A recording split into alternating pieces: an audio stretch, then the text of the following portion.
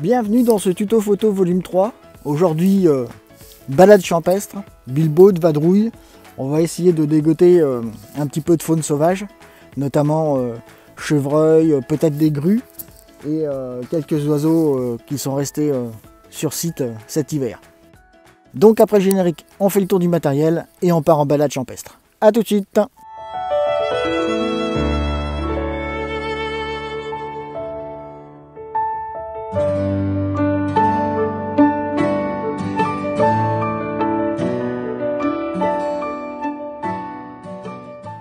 Alors nous voici au bord d'un bras mort de la Loire, au pied duquel se situe un observatoire pour voir les oiseaux qui peuvent nicher ou venir se restaurer dans ce bras mort. Et là aujourd'hui, donc pour cette balade, j'ai pris mon A9 monté avec le 200-600 et j'ai pris mon A7R3 monté avec le 90 macro de Sony. Alors, procédons au réglage de nos appareils photo, parce que là, donc le A9 qui est monté avec le 200-600 va nous servir à tout ce qui est animalier. Donc il va avoir une configuration différente du A7R3 qui lui est monté en macro, parce que je ne sors jamais sans mon macro, on ne sait jamais ce que l'on peut trouver, qui peut être joli et agréable à photographier. Donc commençons par le A9. Donc on peut voir que le A9 est configuré avec l'autofocus continu. C'est-à-dire que dès que j'ai fait la mise au point sur mon sujet, il est verrouillé quel que soit le sujet. Et l'autofocus ne décrochera quasiment jamais du sujet. Ensuite, en mode de prise de vue. Là je suis en vue par vue. Je vais mettre en rafale à moyenne vélocité. Voilà, ça c'est pour les réglages de l'autofocus et de l'obturateur. Ensuite, je viens dans les fonctions rapides. Alors, fonction rapide, mode de mesure. Je vais me mettre en mesure spot. Voilà. Je vais ramener mon collimateur au centre. Là, je vais me mettre en ISO auto. Parce que ce qui m'intéresse là, c'est pas la gestion des ISO, c'est la rapidité d'exécution. Et je vais travailler avec une certaine vitesse et une certaine ouverture. Ensuite, donc j'ai bien ma mise au point multispot. Ma balance des blancs à 5300 Kelvin, je vais la baisser un petit peu. Parce qu'aujourd'hui le temps est plutôt brumeux, donc je vais mettre à 4007. Voilà. Et donc là, voilà, j'ai fait le tour pour le A9. Donc je répète, on est en autofocus spot, ISO auto, zone de mise au point multispot, balance des blancs 4700 Kelvin, parce que là aujourd'hui, comme vous pouvez le voir, le temps est assez gris et brumeux. C'est un temps par contre idéal pour aller en bilbaude, parce que là il y a très peu de contraste.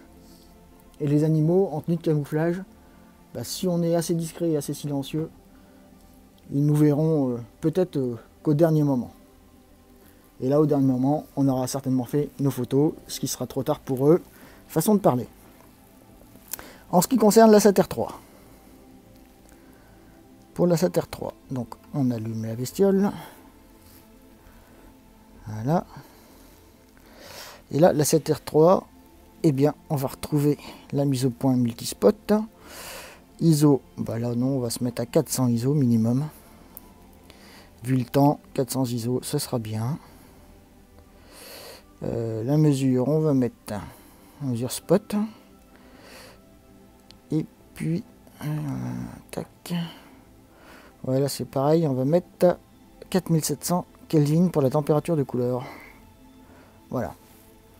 Alors, la différence majeure entre la l'A7R3 et la 9, c'est au niveau de la mise au point.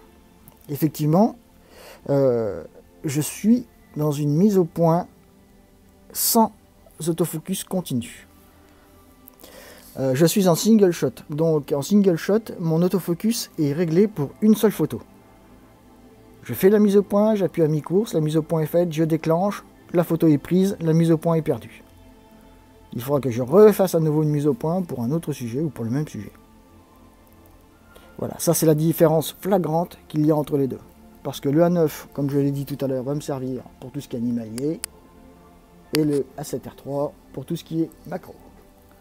Et bien écoutez, les réglages étant effectués, on charge les appareils photo sur le baudrier, et on va aller se balader.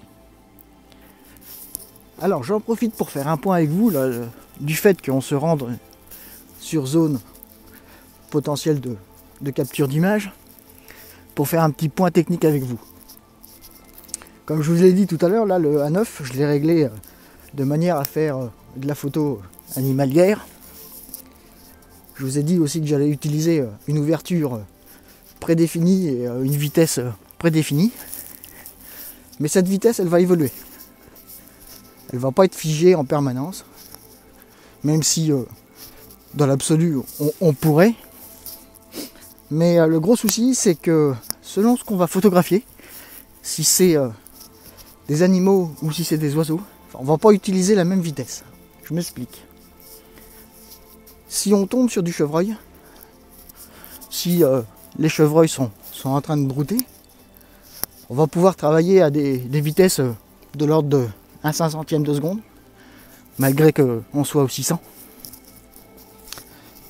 Parce que on a le stabilisateur d'image d'activer, aussi bien sur le capteur que sur l'objectif.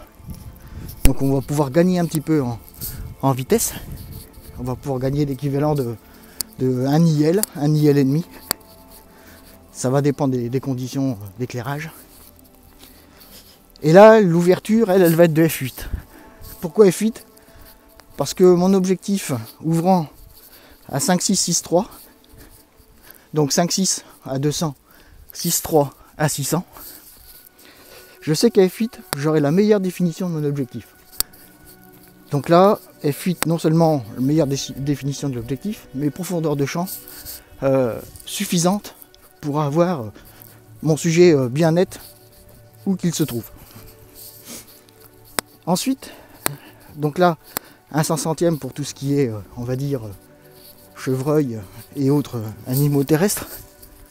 Par contre, si on trouve des oiseaux, 1/500, ça sera peut-être pas suffisamment. Parce que pour avoir, on va dire, un oiseau figé en vol, avec le mouvement figé jusqu'à la pointe des plumes des ailes, il va nous falloir 1/1600. Donc là, vous voyez, on passe du simple au triple.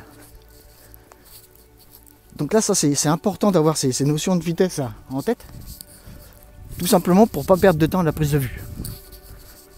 Donc pour les chevreuils, 1/500, c'est plus que suffisant. Par contre, pour les oiseaux, minimum 1/1600. Et ce qui explique ma position auto sur les ISO, pardon. Parce que comme ça, j'ai pas à gérer les ISO. Et je sais que grâce aux tests que j'ai fait sur mes appareils photo, jusqu'à 6400 ISO, j'aurai pas de souci au niveau de la propreté de mon image. Donc là maintenant, on va essayer d'arrêter de dire donc, parce que je me rends compte que je dis beaucoup de donc. On va passer en mode furtif et on va chercher des animaux, de la faune. A plus tard. Alors là, vous voyez, je suis en tout camouflage complètement intégral, prêt à me fondre dans la nature si jamais j'aperçois un animal à photographier. Par contre, vu que je suis en tenue de camouflage, comme vous pouvez voir autour de moi, je vais faire un 360. Là, je me trouve dans un pré, donc une clairière potentielle. Et là, en tenue de camouflage, je peux vous dire que les animaux, ils voient que nous. Il n'y a rien de plus qui ressemble à un homme en tenue de camouflage au milieu des champs qu'un homme en tout camouflage. Donc, encore une fois, discrétion et de rigueur. Et il faut prendre son temps. Il faut bien regarder autour de soi, bien analyser la nature qui vous entoure. Et prendre conscience que la nature est belle, qu'il faut la protéger aussi. Et surtout respirer, prendre une grande bouffée d'air, se vider la tête et se faire plaisir. Les plus belles photos que j'ai réalisées, c'est des moments où j'étais serein, des moments où j'ai eu l'occasion de voir des chevreuils de très près, tellement près qu'ils ne tenaient plus dans le cadre de l'appareil photo. Je vous montrerai des exemples au cours de cette vidéo.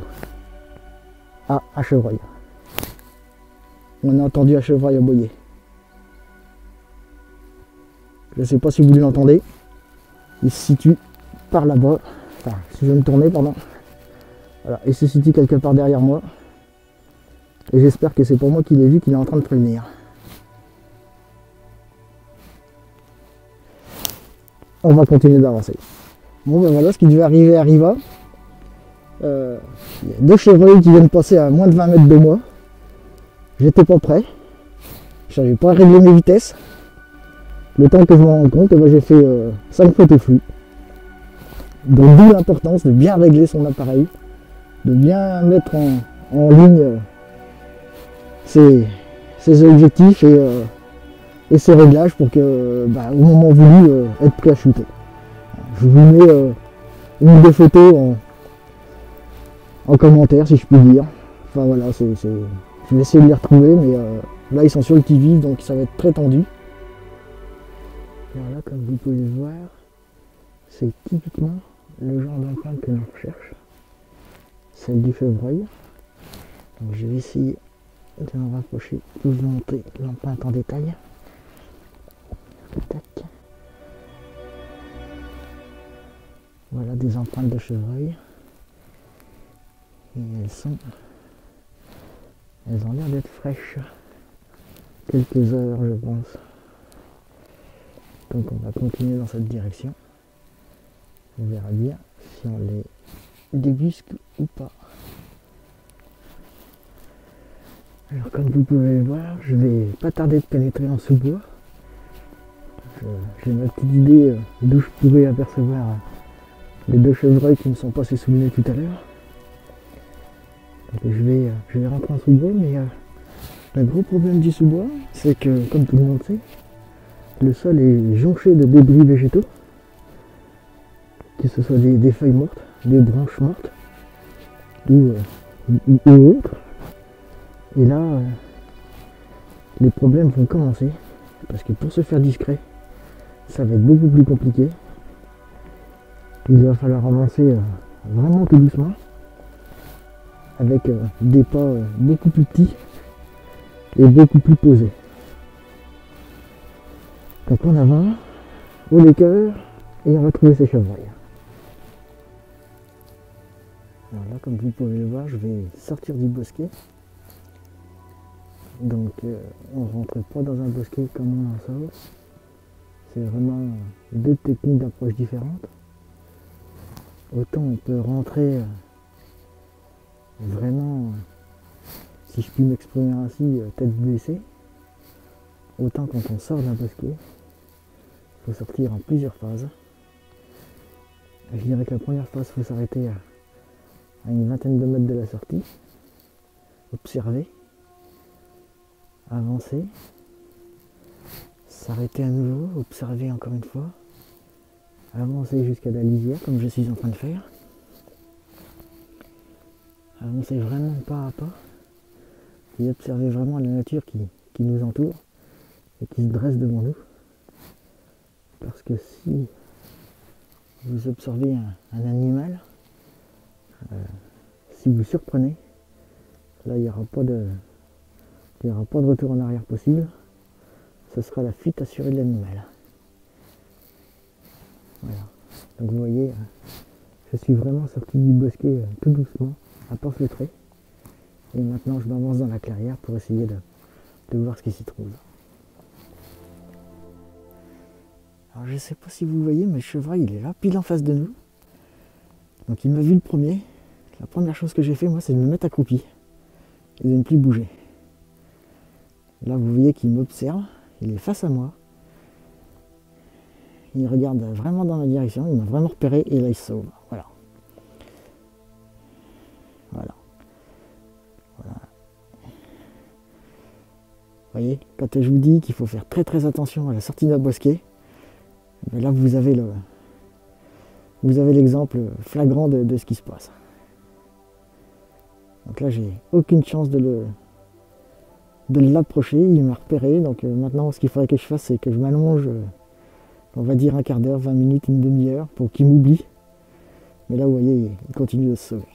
Alors dans cette situation normalement ce que je ferais c'est que je me servirais de la végétation pour avancer à pas feutrer, masquer un maximum possible mon avance.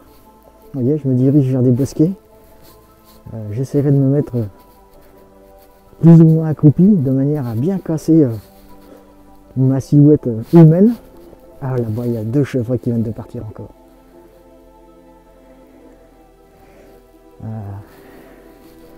Donc là je suis vraiment repéré, donc je peux remballer les affaires et rentrer à la maison. En ce qui concerne les chevreuils c'est cuit, je suis repéré de tous les côtés, donc là c'est même plus la peine. Le chevreuil c'est aussi craintif que c'est curieux. Si jamais vous arrivez à débusquer un chevreuil qui vous a pas repéré, mettez-vous accroupi, allongé, enfin cassez votre silhouette humaine, fondez-vous dans la nature et laissez faire les choses. S'il vous repère, vous verrez que sa première intention ce sera de s'approcher pour voir le danger, ce qui est assez paradoxal, mais c'est comme ça. Je vous montrerai des photos de ce que j'ai vu au cours de ma sortie photographique de ce matin. Et donc pour en revenir à l'avancée après avoir été repéré, pour avoir une chance de revoir l'animal, donc je me mets plus ou moins accroupi, je casse ma silhouette humaine, j'avance en me servant de la végétation pour me faire oublier. Bon bah là ce matin c'est foutu. Et j'essaye de m'approcher en direction de sa fuite. Alors un chevreuil c'est malin, hein. C'est pas parce que c'est un animal que c'est bête comme ses pieds. Il va partir dans une direction et au bout d'un moment il va complètement bifurquer à gauche, à droite, dans n'importe quel azimut afin que vous perdiez sa trace. Donc là c'est au petit bonheur la chance. Et si vous êtes chanceux vous arriverez à le retrouver. Sinon bah, ça sera au prochain chevreuil. Allez on continue. Un point important aussi à ne pas négliger, parce que comme vous avez pu le voir, les chevreuils sont vraiment sur le qui-vive, ils sont vraiment à l'affût du moindre bruit ou du moindre mouvement qu'ils peuvent capter. Effectivement, parce que là c'est la période de la chasse. Alors moi je suis sur un secteur où je sais que la chasse est théoriquement interdite. Donc là à ce niveau-là je suis relativement tranquille et serein. Mais ceci dit, quand vous sortez en photo animalière ou naturaliste, renseignez-vous bien des jours de chasse sur le secteur où vous allez faire des photos. Parce que autant pour les chasseurs, ils ont une législation qui leur impose le port de vêtements fluorescents qui permet de les distinguer, autant nous, photographes naturalistes, on n'a aucune législation qui nous impose ce genre de vêtements.